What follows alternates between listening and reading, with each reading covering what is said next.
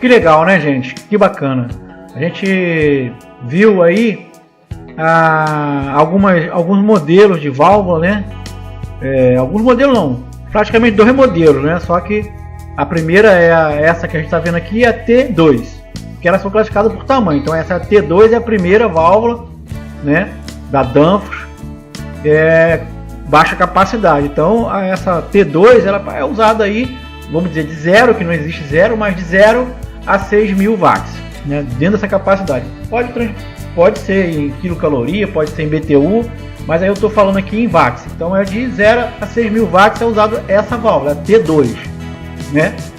E aquela outra que eu mostrei, aí já é para ser usada de 6.000 para cima, né? Lógico, a gente tem a T2, depois tem a T12 e depois tem a T55. Então acredito que a T12 seja de 6.000 watts até uma capacidade e a T55 seja usada daquela capacidade maior adiante, né? Mas aqui eu estou falando da T2, que é essa. Ela pode ser sem ou com o equalizador externo de pressão, que é essa tomada que tem aqui do lado, uma tomada de pressão de equalização. Então a gente tem a saída da válvula, né? Saída da válvula, e tem a entrada da válvula. A saída da válvula é de meia, nesse modelo T2, de meia, e a entrada é de 3/8. Agora tem de rosca, tem de solda, tem de rosca e solda, tem de solda e solda e solda. Então a gente tem rosca, rosca, rosca. Pode ter solda, solda, solda. Pode ter solda, solda e rosca. Então ela tem várias versões, né? Dependendo do local que vai ser instalado. E mostrei também o orifício, né? Fora daqui de dentro, uma foto real do orifício, a entrada dele. Mostrei a tela, né? O filtro da tela, ele sem solto, né? Sem a peça cônica aqui da tela, né? Expliquei como é que é dentro dele, que ele tem uma mola por dentro empurrando uma tampinha que tem aqui, a tampinha a qual a agulha empurra para abrir, né? Mostrei os modelos todos. Bom, eu queria falar para vocês agora um assunto que o pessoal tem reclamado de eu não falar. Então, o pessoal fala que, felizmente, né, cada um entende de uma maneira. Eu tenho aqui um catálogo, né, da Danfoss no curso. Vou ser bem sincero, no curso está lá o catálogo para qualquer aluno ver, explicando passo a passo cada situação da válvula e o para que serve cada coisa, em detalhes. Aqui eu só estou dando uma explicação assim, geral, né, para a pessoa que já trabalha entender algumas coisas, né? Só quer passar de refrigeração comercial para refrigeração passar de refrigeração doméstica para refrigeração comercial. É um pulo que ela vai dar na profissão. Ele precisa seguir. Então, isso aqui é bom, esse vídeo é bom para ele. A primeira incursão, vamos dizer assim, o primeiro contato dele aqui, né, fazendo alusão à peça. Então acho muito legal falar desse jeito, sem complicar muito. Então ele vai encontrar um tal de MOP, né, que é máxima pressão de operação. É um tipo de válvula que vem com uma carga aqui, vamos dizer que é uma carga de MOP. Então o que acontece? Digamos que a válvula, digamos não, vou fazer assim, não pode confundir. Válvulas têm tipos, então pode ser válvula com carga universal, válvula com carga MOP e válvula com carga MOP ballast, tá? É desse jeito que está escrito lá. E então a que vem com carga universal, a carga que tem aqui dentro de gás é uma carga maior do que uma que tem MOP. E a que tem MOP tem uma carga maior do que a que tem MOP ballast, tá? Desculpa eu falar desse jeito porque a palavra é estranha e é uma palavra em inglês, tá? Então eu não vou ter uma pronúncia logicamente perfeita. Então essa com o MOP, que esse MOP é como se fosse uma proteção do sistema. Como assim? Ela tem uma carga aqui menor no bulbo de gás, daí ela tem que ser colocada o elemento né? A válvula em si tem que ser fixada no local mais quente do que o bulbo vai ser fixado. Aí isso dá um nó na cabeça. Não, o que acontece? É para isso. Então a válvula, o MOP, é mais usado em sistema de bomba de calor e ar-condicionado, que pode ocorrer uma pressão de sucção muito alta. Então falar em MOP em refrigeração comercial, de câmara frigorífica e balcões, expositores, não tem muito sentido. Eu não ensino ar-condicionado, né? Para mim não tem muito sentido. Eu não ensino ar-condicionado. Eu ensino refrigeração de câmaras frigoríficas e balcões e ilhas, né? Expositor, quem sabe até uma máquina de sorvete, um tanque de leite, mas ar-condicionado não. Então o MOP é muito usado em ar-condicionado, porque precisa proteger o motor contra uma pressão de evaporação muito alta. Ela tem uma carga menor, daí quando a pressão de evaporação é muito alta, a carga aqui subestima a carga do elemento, e daí a pressão do equalizador força a válvula a fechar, porque a pressão da sucção é maior do que a pressão exercida no diafragma. Então quer dizer, quem tem mais poder é a pressão da sucção, então ela fecha a válvula. Então a própria pressão da sucção acaba fechando a válvula e não vai uma pressão forte para o compressor. Quer dizer, o compressor não vai receber um golpe de carga, vamos dizer assim, uma alta pressão de evaporação, não vai ter, porque a válvula tem essa proteção. Mas aí o elemento tem que ficar num ponto mais quente do que o ponto que fica o bulbo, a presilha do bulbo, quer dizer, onde o bulbo é fixado. Na carga universal não. A carga universal é a maioria das válvulas.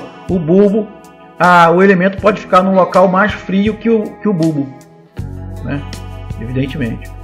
Então essa diferença o pessoal tem reclamado aí, e eu pediria que o pessoal que sabe, que entende refrigeração, que está assistindo o vídeo, que já é profissional e tal, né, que entenda que isso aqui é uma maneira de eu introduzir o conhecimento da válvula para as pessoas que não têm conhecimento de refrigeração comercial e não fez nenhum curso ainda, está pensando em fazer, buscando um curso. E eu ofereço um curso, e lá no meu curso eu vou desenvolver a pessoa desse jeito.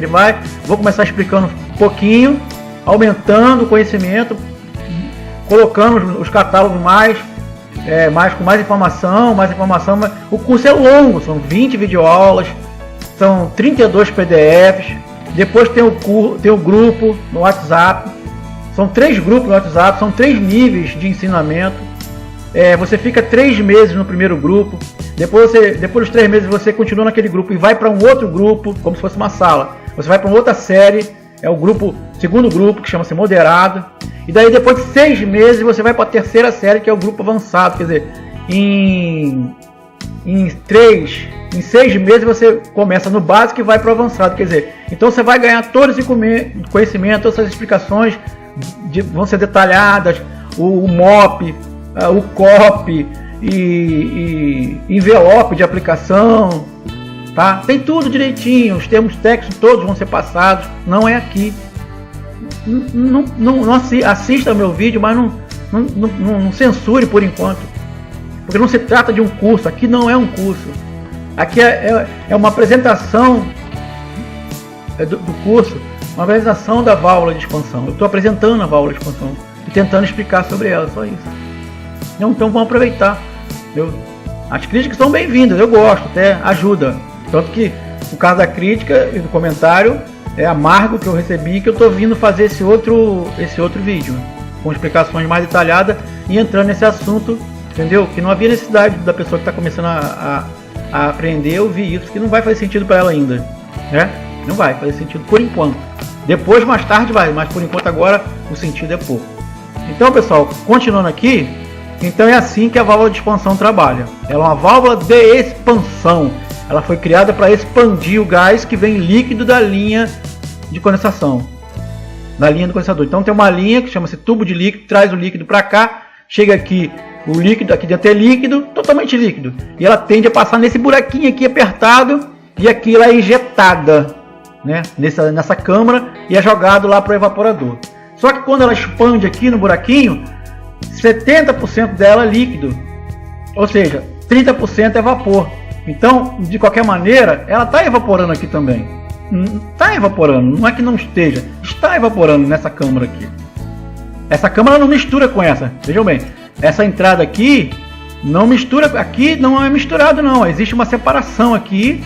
A câmara que vai daqui para lá é uma e tem uma separação, e a câmara que tem aqui do gás equalizador é outra. Não é tudo junto não, essa passagem não junta com a evaporação não, não é igual. É porque eu falei, se essa válvula que fosse, o corte dela fosse real, tivesse sido no poliporte, aí vocês veriam exatamente dentro, como é dentro da válvula, de verdade. Aqui não foi feito isso, aqui foi feito um 3D e desenhado. Então faltou desenhar uma separação aqui para você ver que existe uma câmara aqui que vai jogar o gás lá para dentro do evaporador, e existe uma outra câmara aqui que traz o gás da sucção para fazer compressão embaixo do diafragma do elemento, tá?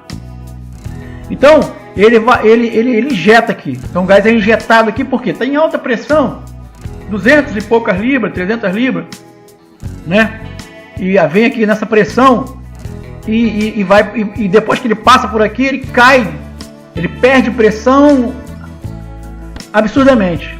Ele vem com 250, chega aqui, ele passa para 20, para 30 libra. E libra, senhores, é a mesma coisa que PSI, tá? Me censuraram outro dia, PSI não é aquele papo de libra esse. PSI quer dizer libra, né? Por polegada quadrada. Quer dizer libra e PSI é a mesma coisa. PSI quer dizer Pound Square Inch, que é libra por polegada quadrada. Então se eu falar libra e falar PSI, eu estou falando a mesma coisa, não estou falando nada demais, tá? É a mesma coisa. Quem estuda sabe, quem não estuda fica patinando, falando besteira. Então ele vem a 250 libras, chega aqui, ele, pum, ele já é injetado, porque é um líquido, o líquido tem que ser injetado, e aí ele pulveriza. Nessa pulverização, cerca de 60 a 80% é líquido e o restante é vapor. E aí vai para o evaporador. Então eu posso dizer que ele evapora aqui, mas ele não evapora todo. Todo não. Ele é injetado aqui, grande parte dele é líquido frio, resfriado. Então ele vem numa temperatura de 40 graus, por exemplo, uma hipótese, e passa uma temperatura de menos 20. Então ele dá um pulo muito grande na temperatura, quer dizer, ele cai de 40 para menos 20, quer dizer, ele cai de 40 positivo para menos 20. Regride 60 graus, e aí ele está líquido, vamos dizer assim, a maior parte dele, uns 60 a 70% é líquido, e a menor parte de 30 a 40% é vapor, e todo ele vai para o evaporador, e lá sim ele vai evaporar completamente. Então a gente dá o nome disso aí de saturação. Então no caso aqui é um líquido saturado, porque ele vinha líquido, né? Então ele está saturando, tá? Líquido saturado é o líquido quando passa de líquido para vapor, né? E a gente dá temperatura de evaporação quando ele sai aqui da válvula e vai para esse caminho dele de ir para o evaporador, é a temperatura de evaporação, quer dizer, é a temperatura que ele passa de líquido para vapor. Então é a temperatura de evaporação, então é temperatura de saturação do líquido. Posso falar assim também, pode dizer que a temperatura de saturação do líquido é o mesmo que temperatura de evaporação, que é a temperatura que ele está passando de líquido para vapor, tá bom? É isso que acontece aqui, nada mais. E aqui a temperatura do bulbo faz a leitura do retorno, ou seja, da descarga do evaporador. A descarga do evaporador é a última linha dele, é quando sai do evaporador, é o cano de saída. E é preso, esse bulbo é preso nele, bem apertado com a abraçadeira. Você viu lá na figura que a abraçadeira é de cobre. Então ele é bem apertado para ele sentir a temperatura que está lá na saída. Bom, aí vamos pensar juntos. Se aqui sai, uma hipótese, a menos 20 e vai para o evaporador, e lá no evaporador ele dá várias voltas, e vai e volta, e o ventilador tirando o calor dele, do gás frio, né? Trocando calor com o meio ambiente lá, né? São 3 trocas, né? São convecção do gás para a parede do tubo, condução da parede do tubo para o ar externo e convecção com o ar interno da câmara. Com três maneiras de troca. E aí ele vai perder, vai trocar calor com o ambiente, né? E vai esquentar esse gás. Aí o nome superaquecimento, porque ele está aquecendo o gás, né? O gás estava a menos de 20. Quando você acha que vai sair lá no final do evaporador? Ele não vai sair a mesma temperatura, só vai sair líquido, né? Ele não está vaporizando, ele não está passando de líquido para vapor, então ele vai sair a uma temperatura mais alta. Digamos que ele saia a menos 10, vamos supor. Então ele perdeu 10 graus dentro do evaporador. Então essa temperatura do final do evaporador é temperatura do saturado, do gás saturado. Mas como a gente, quando saturado, a gente não fala o gás saturado, a gente fala líquido saturado. Saturação sempre que ele muda de fase. Quando ele muda de vapor para líquido, é saturação. Quando ele muda de líquido para vapor, também é saturação. Então a gente pode dizer que é a temperatura saturada. É a temperatura de saturação, né, do gás. Então essa temperatura é maior do que a temperatura de evaporação. Então, a diferença da temperatura de evaporação no início menos a temperatura de saturação é igual ao superaquecimento. Nada mais. Então a gente pode dizer que a T1 menos T2 é igual a SA. A gente pode dizer que T inicial, temperatura inicial, menos temperatura final, que é TF, é igual a superaquecimento, que é igual a SA. Nada mais. Não tem mais nada a declarar sobre isso. É fácil assim, simples assim. Então essa diferença da temperatura daqui para a temperatura de lá é o superaquecimento. Quer dizer, ocorreu um aquecimento do gás nesse caminho que ele percorreu a tubulação, perdeu a temperatura dele, passou de menos 20 para menos 10, perdeu 10 graus. Então ele trocou calor com o ambiente. Então essa diferença é o superaquecimento. Isso aí, essa temperatura a gente usa para fazer o cálculo, para saber se a carga de gás está perfeita ou não no sistema. Tá? Nada mais que isso, não tem mistério. Só que tudo isso aí envolve uma série de cálculos, insere uma série de probabilidades, né? Temperatura ambiente, quantidade de mercadoria que tem, produto, tamanho da câmara, tamanho de isolamento, enfim, uma infinidade de coisas, velocidade do ventilador, largura espaço das aletas, né? Espessura da tubulação do tubo. Então existe um milhão de coisas. E esse tubo aqui, o tubo equalizador, ele está também soldado na saída do evaporador. Ele também fica lá na descarga do evaporador também. Tem um tubo de 1/4 lá, soldado lá. Próximo onde está preso o bulbo, tem um tubo de 1/4 e é encaixado aqui.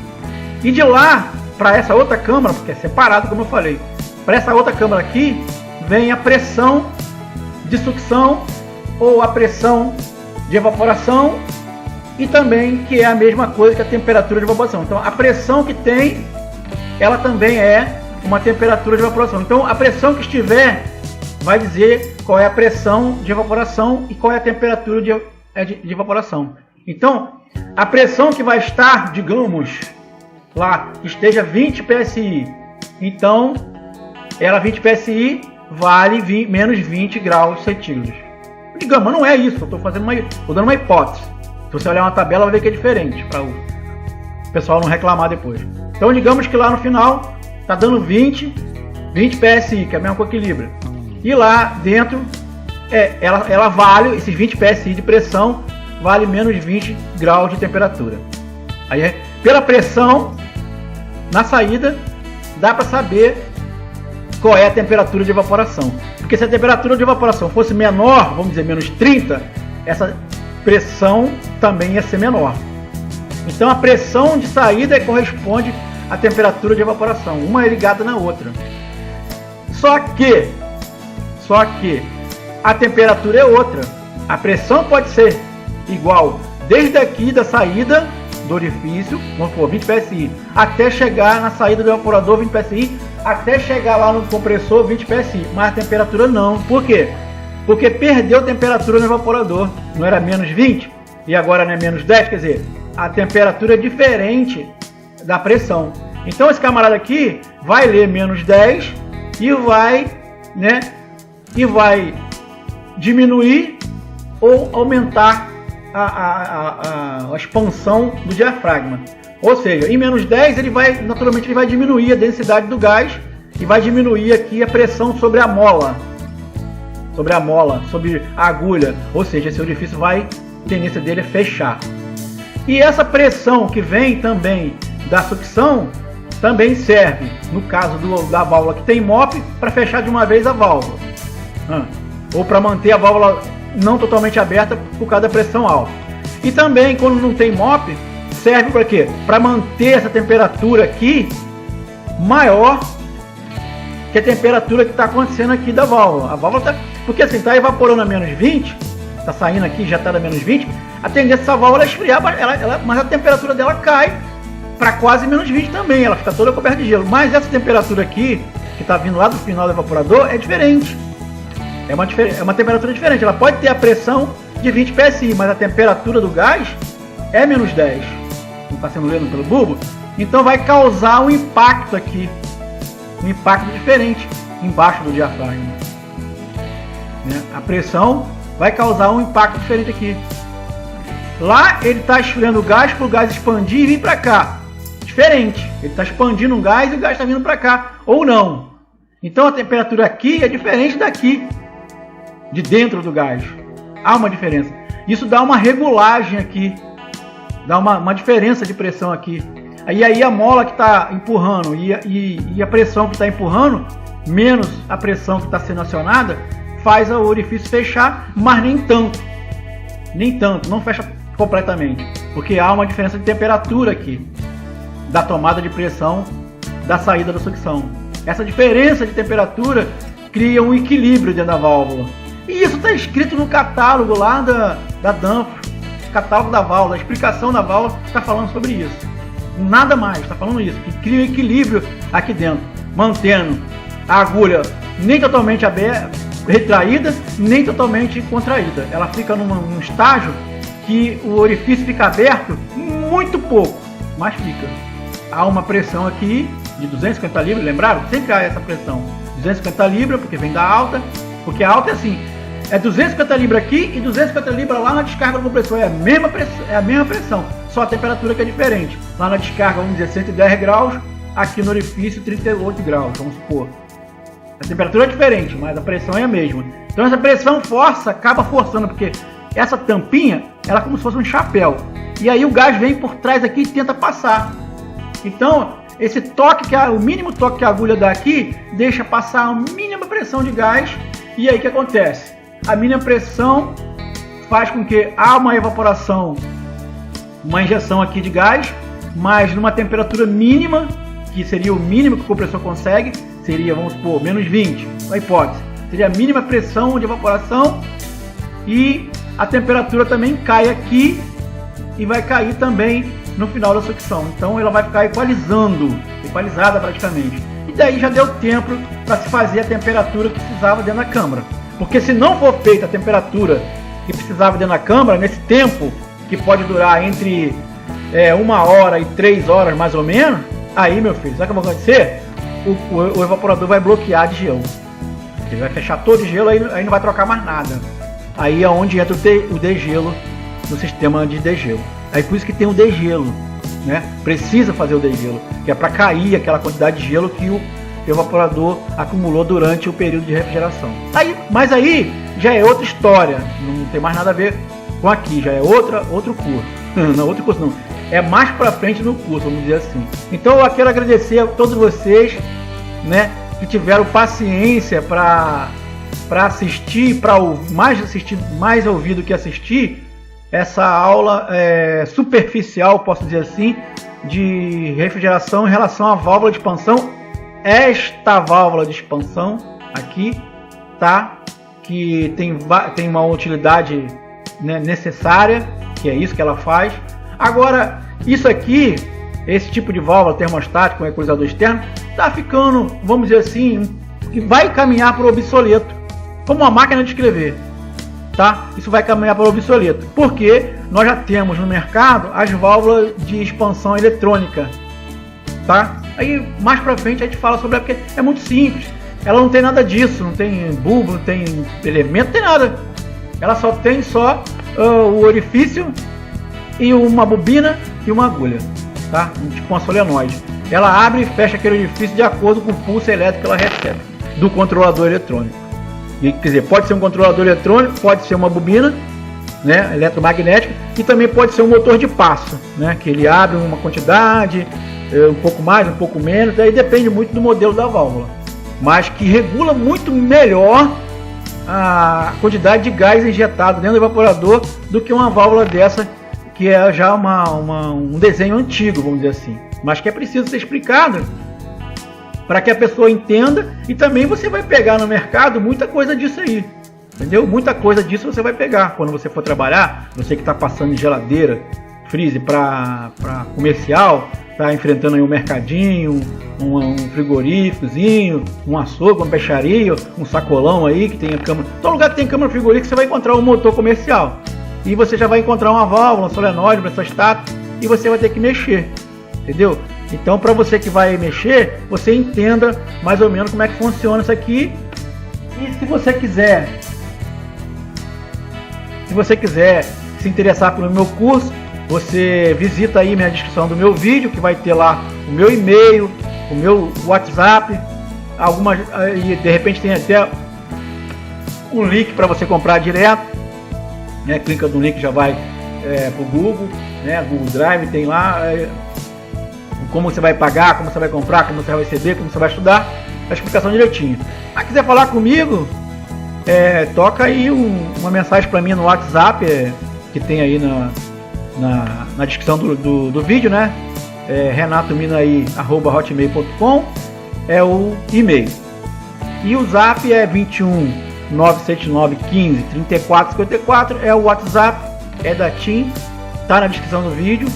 Também vou estar passando aqui, né, no começo e no fim. Enche o saco, né? Aquele passando aqui tudo direitinho para você me achar ou conversar comigo. Se não quiser comprar o curso, só quiser só alguma informação, vem também, não tem problema nenhum.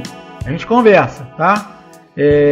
Não sei de tudo, mas também sei um pouquinho, né? Sempre estudei e estou estudando ainda, quer dizer, estou aprendendo todo dia mais alguma coisa, né? Mas procuro ensinar fácil assim, para você poder entender como é que funcionam as coisas. Não é difícil, mas também não é fácil também. Mas é facílimo, não é. Ela é complexa, né? Tem uma complexidade grande, mas tem equipamento, né? Tem dispositivo agora mais simples, mas aí tem a complicação da eletrônica, aí você vai ter que saber a programação toda do controlador, tempo disso, tempo daquilo, e enfim, vai ter que aprender de qualquer maneira. Sem estudar, você chega a lugar nenhum. Agradeço a vocês. Quem quiser dar aquele gostei, né? Gostei, né? Se quiser se inscrever também para ficar acompanhando, né? Recebendo aquela perturbação toda hora que chegou vídeo, muito chato. Pode também se inscrever se quiser. Fica à vontade, tá? Eu agradeço muito. Outra coisa, tô tendo alunos da África. Pessoal da África que fala português, né? Angola, Senegal, tem alunos de lá. Então, por isso que eu tento falar bem fácil e por isso que eu repito as palavras. Às vezes eu falo uma palavra, mesmo significado 3 vezes, quer dizer, a mesma palavra com 3 significados da palavra repetido outra vez de novo. Entendeu como é que eu faço? Eu faço assim, que é para ajudar nossos amigos. Tem um aluno da Bolívia, do Paraguai, Argentina, tem aluno, tá? Que procura o curso, que fala comigo. O cara entende um pouco de português. E se eu falar vários sinônimos, né, da palavra, ou falar, né, igual com outras palavras, explicando, repetindo, tem comentário, você repete muito. Tá, que eu posso fazer? É o meu jeito. Eu ensino assim, tá? Como é que vai mudar um homem de 50 anos? Não tem como. Gente, obrigado, fica com Deus, um abraço, fui!